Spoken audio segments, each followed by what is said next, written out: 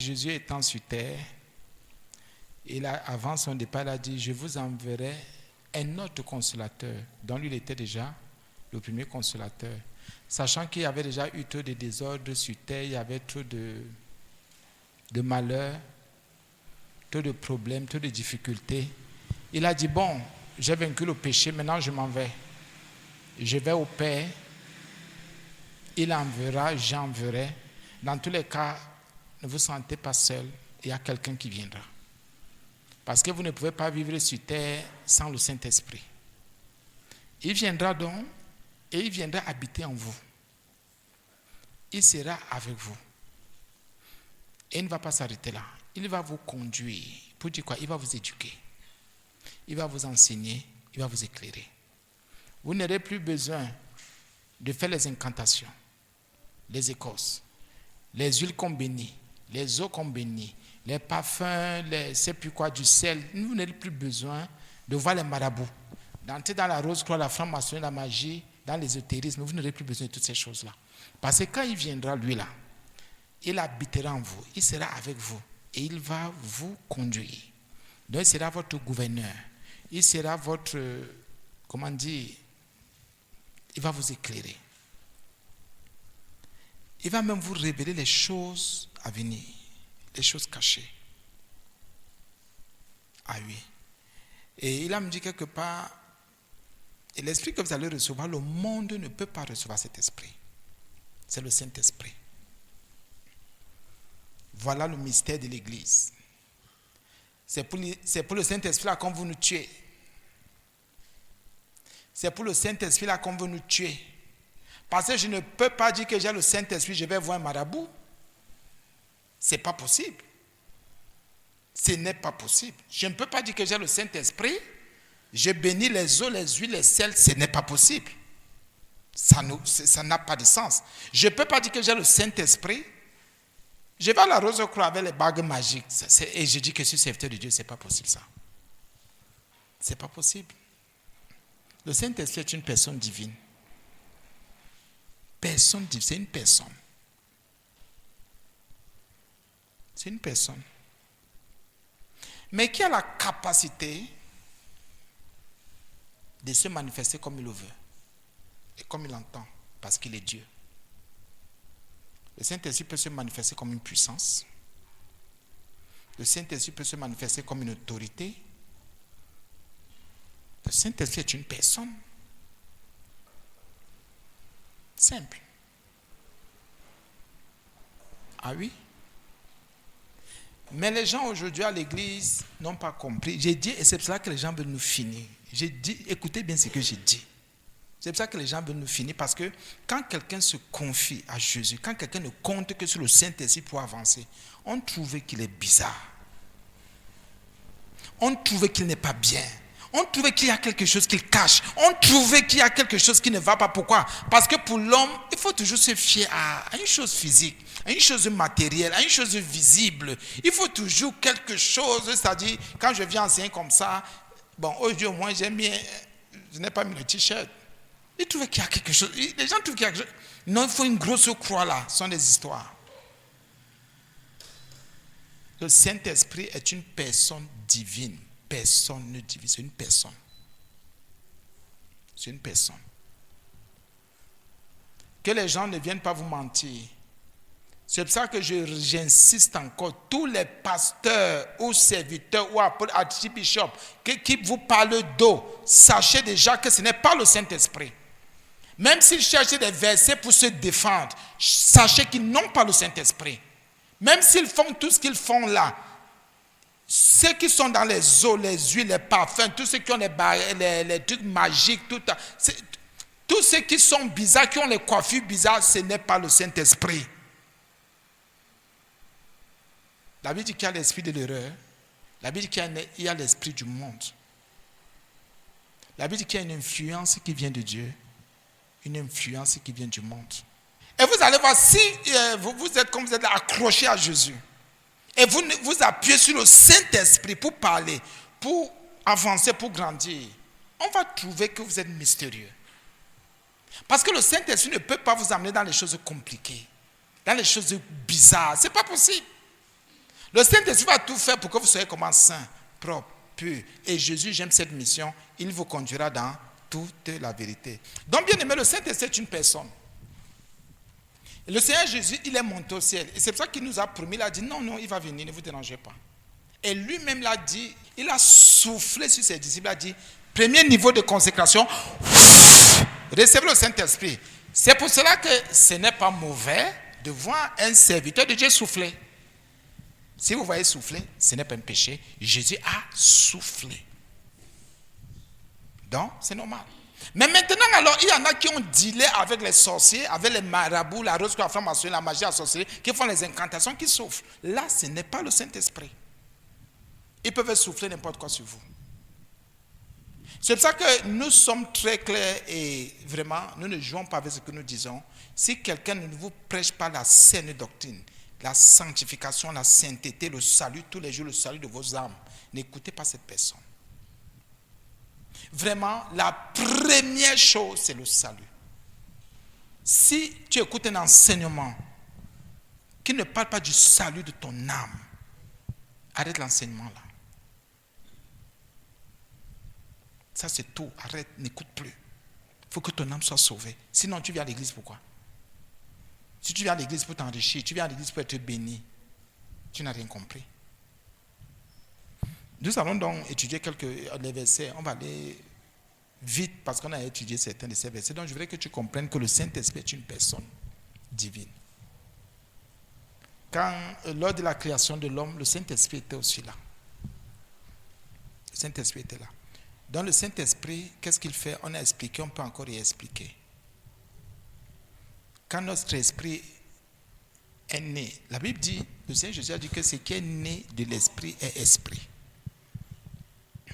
Donc, regardez un peu, quand Jésus est conçu, Marie avait été par la grâce de Dieu revêtue de la puissance du Saint-Esprit, revêtue du Saint-Esprit. Dieu étant le Créateur, il a la capacité de tout. Donc, le Saint-Esprit revêt Marie entre. Écoutez, j'explique. Va se fixer au niveau d'une trompe comme ça de Marie. Que c'est Dieu qui crée. Et qu'est-ce qui se passe? L'enfant, qu'on appelle Jésus, commence à prendre vie. Or, la vie était déjà. C'est pour ça que la Bible dit que Jésus est la vie éternelle, parce qu'il était déjà. Il s'est juste rabaissé. Il est juste descendu au niveau des hommes. Jésus était déjà, il vivait déjà. Donc c'est pour cela pardonnez-moi le mot, c'était pas obligé qu'il y ait contact entre Joseph et Marie pour que Jésus vienne au monde.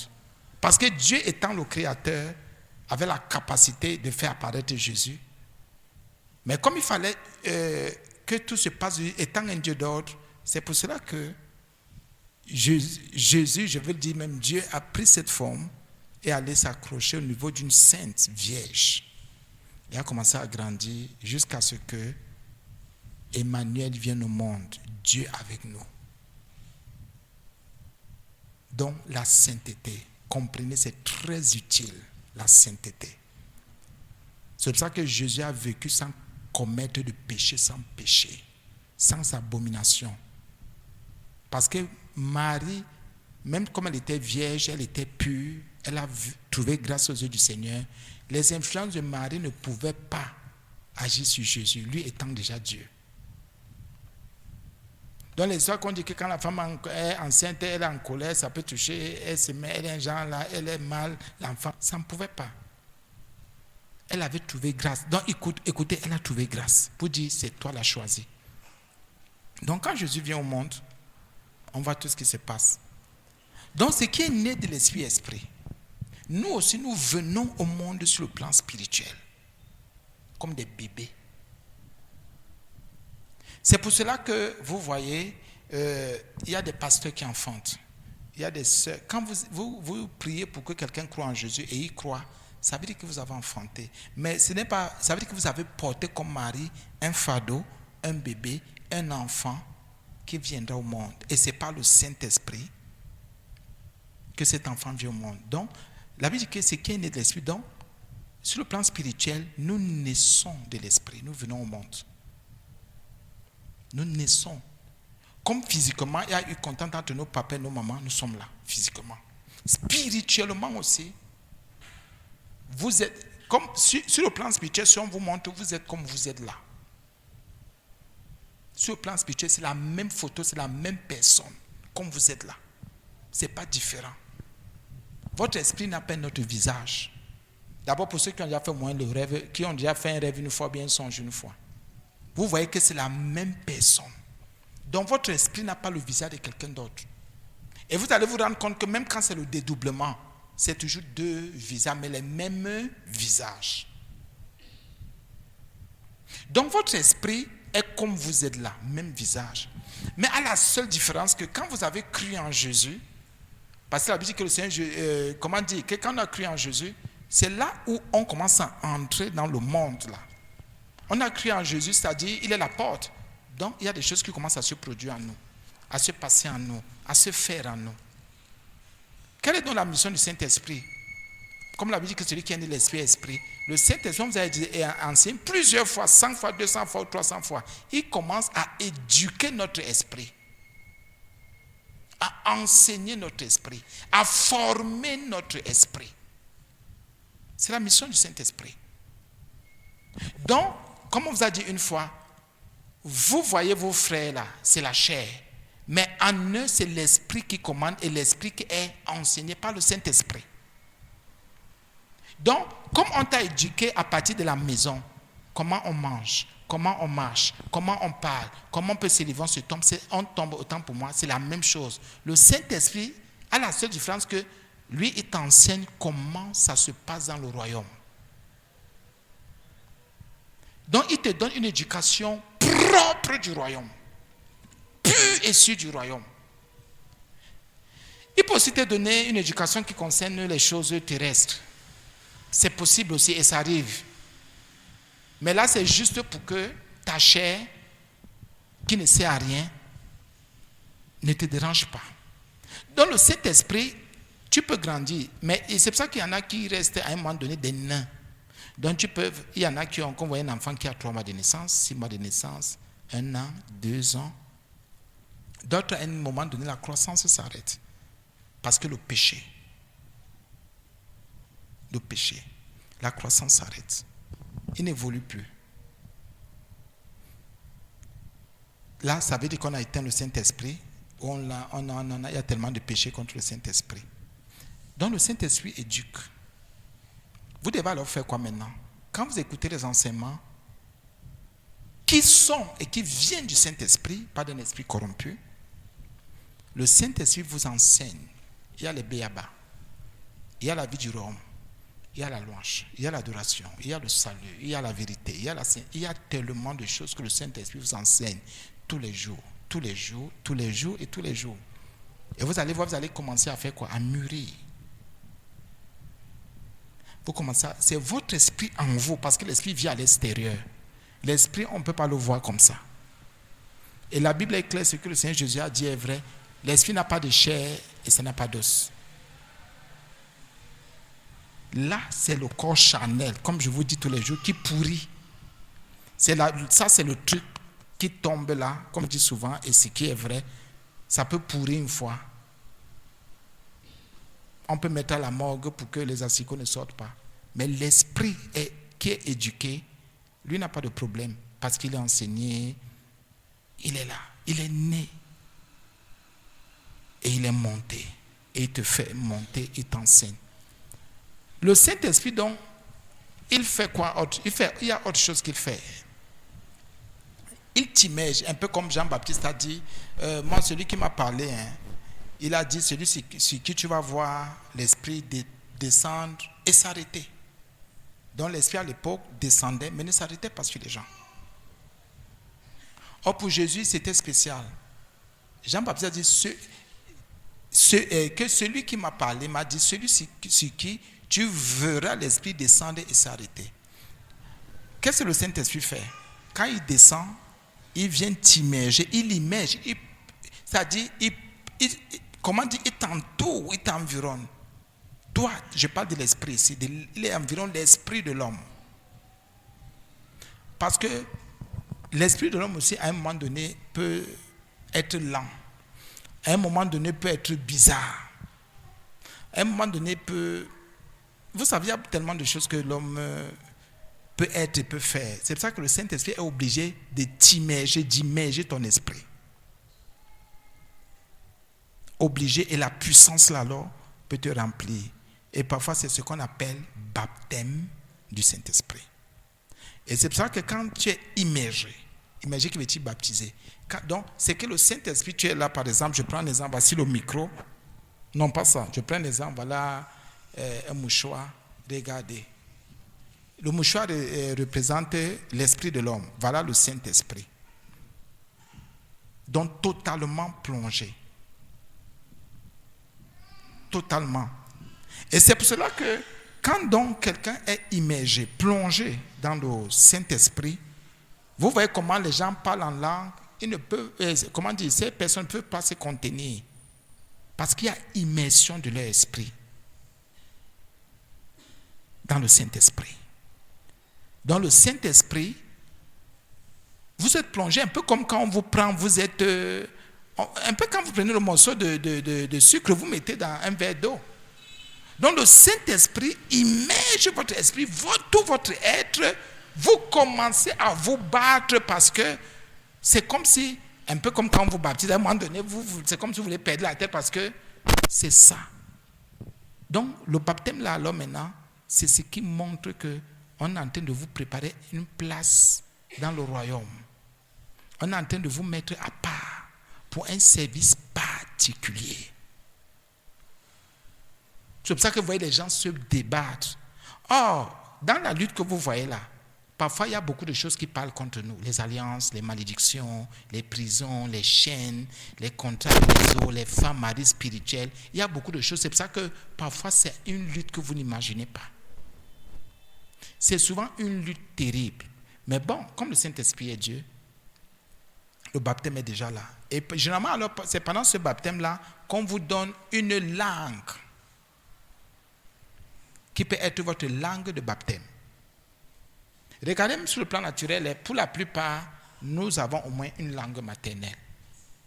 Au moins une langue que nous parlons. Au moins une langue que, c'est-à-dire que ton papa parlait, ou parle encore, ta maman parle. Au moins une langue, c'est comme ça. Donc, c'est dans l'immersion là, dans le baptême là, qu'on te donne maintenant ta langue de baptême. Qui n'est pas encore un don spirituel. Parce qu'on parle déjà de dons spirituels quand il y a diversité de langues. Et beaucoup d'enfants de Dieu comprennent, et nos frères et nos confrères et collègues ne veulent pas vous expliquer. Parce que quand quelqu'un dit « Shekre baba baba » tous les jours, « Shekre baba baba » tous les jours, non. Non. C'est pas ça. On peut te donner, on te donne une langue de baptême. C'est pour cela qu'à un moment donné, la Bible dit que celui qui parle en langue parle à Dieu. Pourquoi? Pour dire que comme tu es immergé dans le Saint-Esprit, tu peux déjà parler à Dieu. Tu es déjà enfant de Dieu. Donc il y a un baptême qui est physique de l'eau, c'est-à-dire on te plonge physiquement, et il y a un baptême qui est spirituel.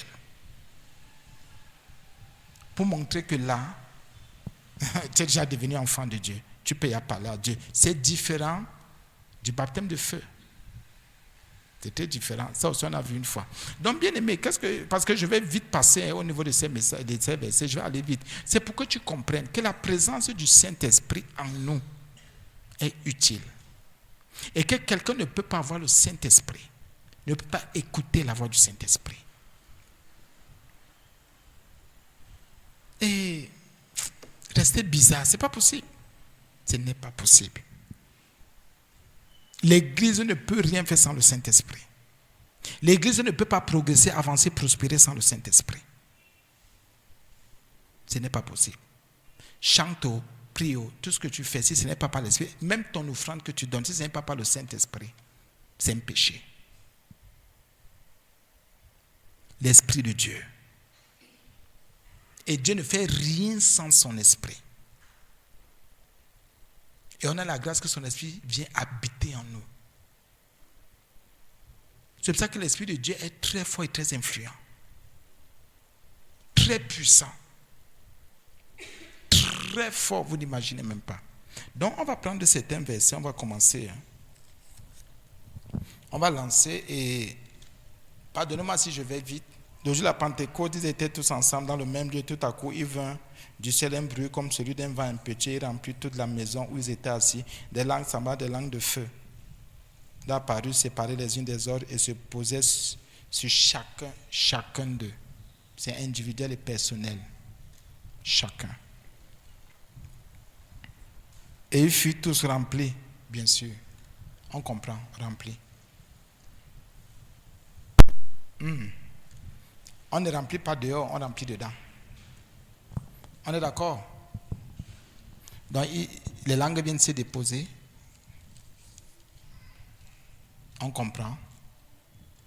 Et la Bible dit tous, remplis du Saint-Esprit. Tous.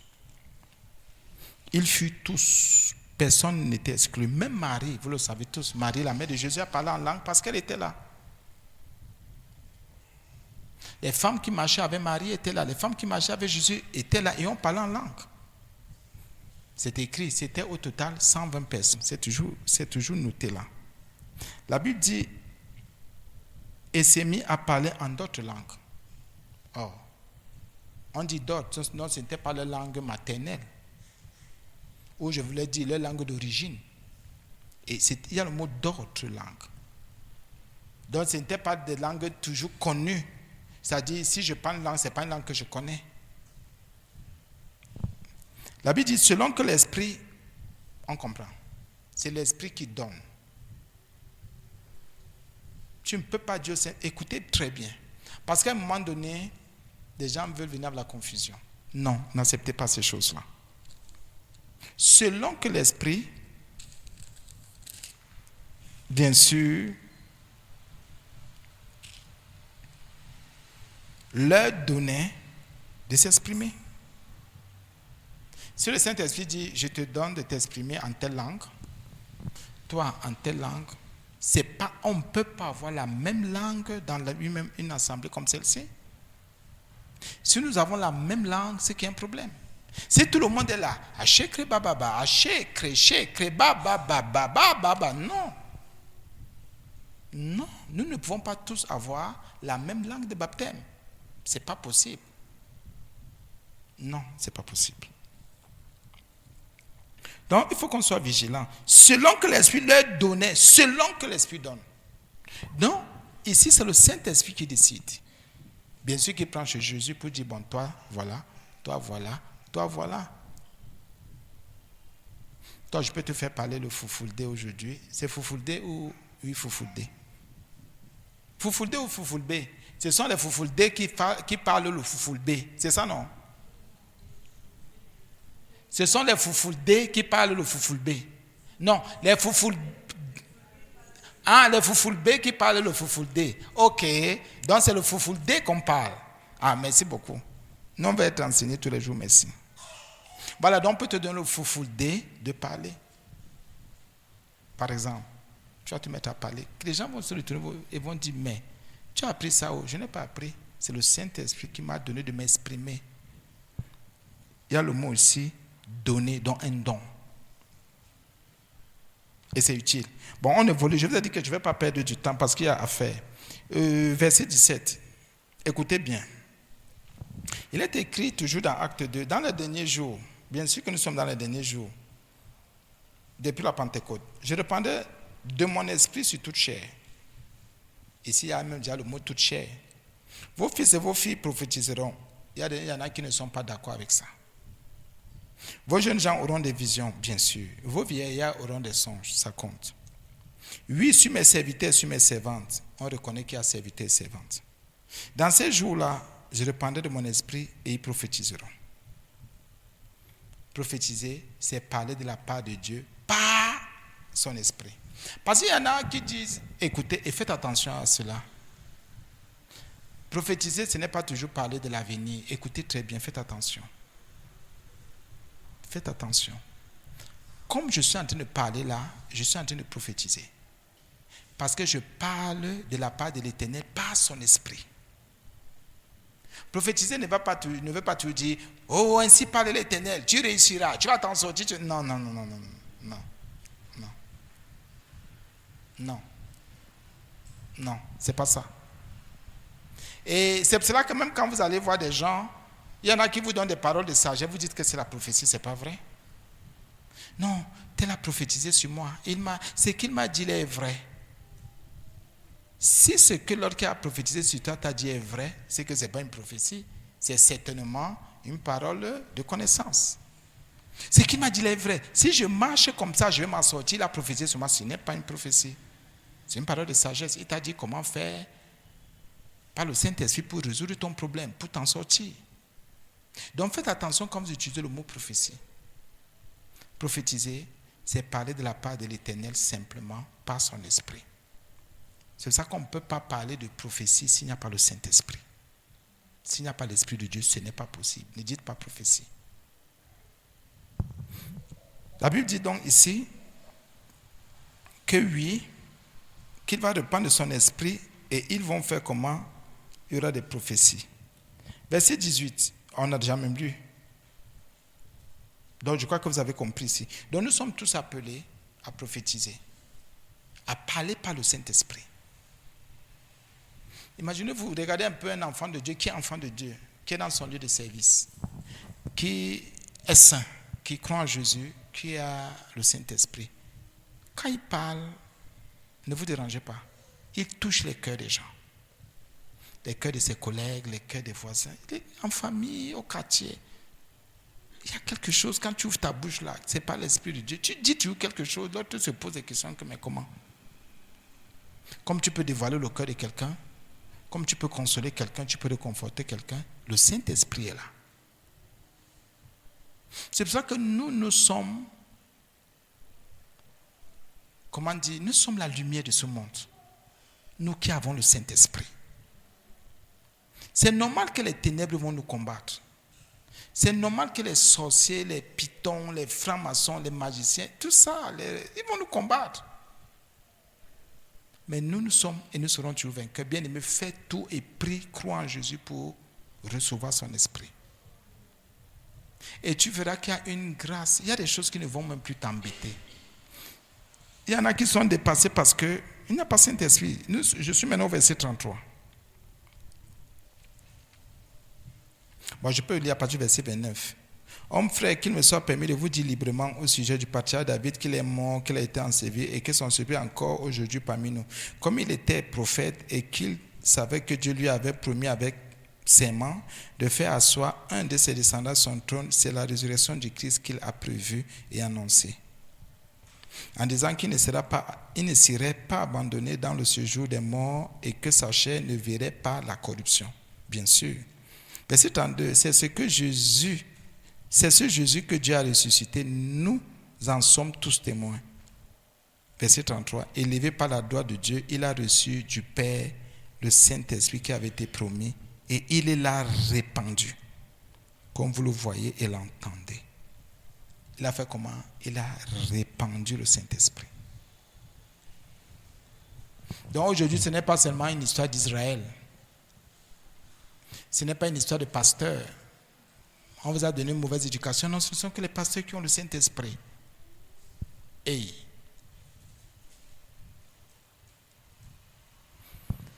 Oh mon Dieu, ce ne sont que les pasteurs qui ont le Saint-Esprit, ce n'est pas vrai. Il y a des pasteurs qui prêchent, qui parlent de Jésus. Ce n'est pas par le Saint-Esprit, c'est un esprit de serpent. Vous le savez tous, ou pour la plupart. Un esprit de python, un esprit de vol, un esprit d'escroquerie, un esprit d'abus, un esprit de ruse. Parfois, ce sont les animaux qui parlent. Parfois, ce sont les marabouts qu'ils partent voir, qui leur donnent des choses. Parfois, ce sont ceux qui sont en alliance avec les reines des côtes, les sirènes des eaux. Parfois, ce sont ces choses-là qui parlent. Il faut donc faire attention.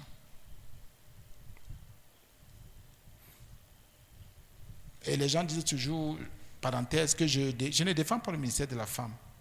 Mais je dis, je préfère écouter une femme qui parle de Jésus au lieu d'écouter un homme qui allait voir un marabout. Et le marabout lui a donné des choses bizarres et il vient se placer devant les gens.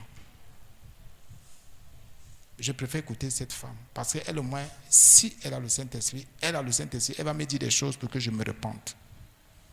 Au lieu d'écouter un homme qui allait voir un marabout, il est peut-être franc-maçon, il a des bagues magiques, il est peut-être pédé homosexuel, peut-être il a dealé avec je ne sais quoi, il vient prendre le micro, il fait le vous, il vous racle, il vous donne des coups de poing, il fait vous. Dès qu'il fait seulement ça, toute la salle part comme ça. C'est quoi sur le spectacle? Nous, on va être sauvés. Donc, soyez prudents. Et c'est cette logique-là, et il faut faire attention. Soyez prudents. C'est le Saint-Esprit. C'est le Saint-Esprit. Et c'est pour ça que vous, quand vous avez le bien-aimé, faites tout pour croire en Jésus pour qu'il vous baptise de son esprit. Là, vous saurez qui est faux et qui est vrai. Même au milieu de vous ou de nous ici, il y a des gens que il y a des frères que vous n'allez plus jamais écouter. Ce n'est pas pour vous séparer. Il y a des frères avec lesquels vous n'allez plus jamais vous asseoir pour parler. Parce que le Saint-Esprit va vous dire ça, c'est un faux. C'est un faux frère. Ça, c'est un faux circoncis.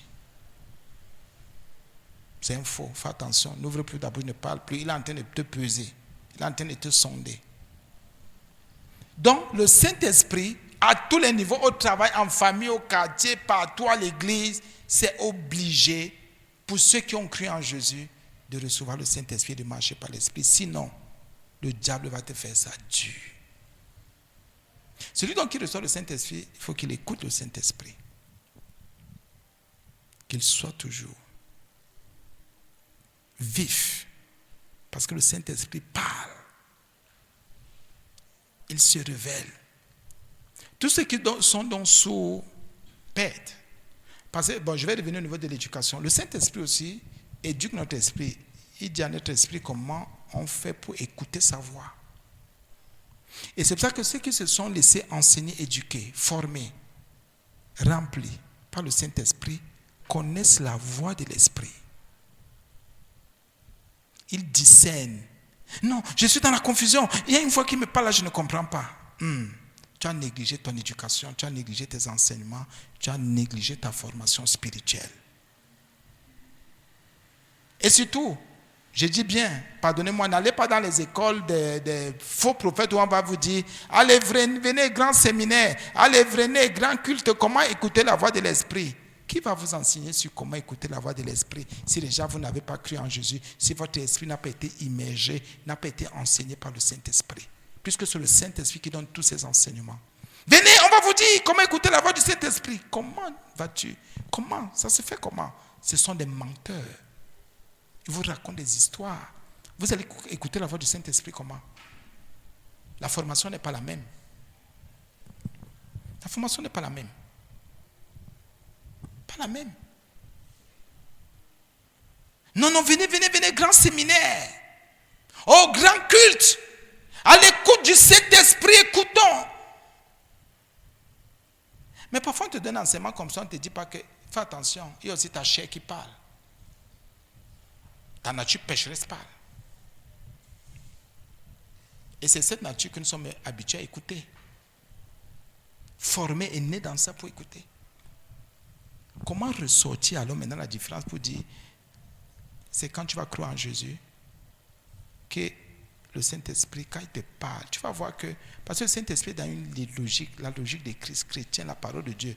S'il y a une voix qui t'a toujours parlé et qui t'amène seulement dans la parole de Dieu, sanctification, parole de Dieu, salut, sanctification, supporte, pardonne, sois juste, sois vrai, c'est le Saint-Esprit. Et c'est une fois on s'habitue à cette voix-là qui nous dirige seulement dans la lumière de Jésus, dans la vérité de Jésus, dans la sainteté. Oui, c'est le Saint-Esprit. Et à force d'écouter cette voix, on s'y habitue, on s'attache à cette voix. Et cette voix devient, entre guillemets, familière pour nous. On reconnaît cette voix. Et même quand notre chair veut déjà faire un genre, on dit, mais non, ça. C'est pour ça que ceux qui ont le Saint-Esprit reconnaissent la voix de l'Esprit. Pas comme Jésus a dit que ces brebis reconnaissent sa voix. Tu reconnais la voix de ton papa qui t'a éduqué même à 1 kilomètre, ou la voix de ta maman. Tu reconnais la voix de ta maman, que ta maman est peut-être encore en route ou je ne sais où. Dès qu'elle parle, tu dis, mais ça c'est la voix. C'est la même chose. Parce que c'est la voix qui t'a bercé, la voix qui t'a nourri, la voix qui t'a éduqué, la voix qui t'a enseigné, la voix qui t'a encadré. Dont les vrais enfants de Dieu reconnaissent la voix de leur Dieu. Il n'y a pas de que je ne sais pas si c'est Dieu qui m'a montré ça ou bien ce n'est pas lui qui m'a montré. Le songe que j'ai vu là, c'est Dieu, c'est le diable. Non, je reconnais que ça c'est mon Père qui me parle ici. Je reconnais que celui qui me parle là, ce n'est pas mon Père, c'est mon oncle. Parce que quand mon Père me parle, il a une manière de me parler. Quand ma mère me parle, ah oui. Donc quand le Saint-Esprit qui nous forme, parce qu'il a sa mission, c'est de nous conduire au ciel, il sait comment il nous parle. C'est pour ça que, écoutez un peu, c'est pour ça que quelque part la Bible dit, je crois que le verset est là, on va étudier ça ces jours-ci, que le Saint-Esprit fait comment? Il répand l'amour de Dieu dans nos cœurs. On sait que c'est tel. Donc le Saint-Esprit répand l'amour de Dieu dans nos cœurs, veut dire quoi? Ce n'est pas seulement des versets, c'est nous enseigner l'amour de Dieu. Donc je reconnais que voici la voix qui m'a enseigné l'amour de Dieu, comme la voix de ma maman m'a enseigné l'amour du monde, l'amour de la famille, la voix de mon papa m'a enseigné l'amour de lui. Ceux donc qui ne sont pas fins sont dans la confusion. Confusion, c'est le Saint-Esprit. Laisse le Saint-Esprit t'éduquer. Sois en accord avec le Saint-Esprit. Tu vas t'habituer à sa voix, à ses enseignements, à sa direction. Ah oui, et c'est très utile.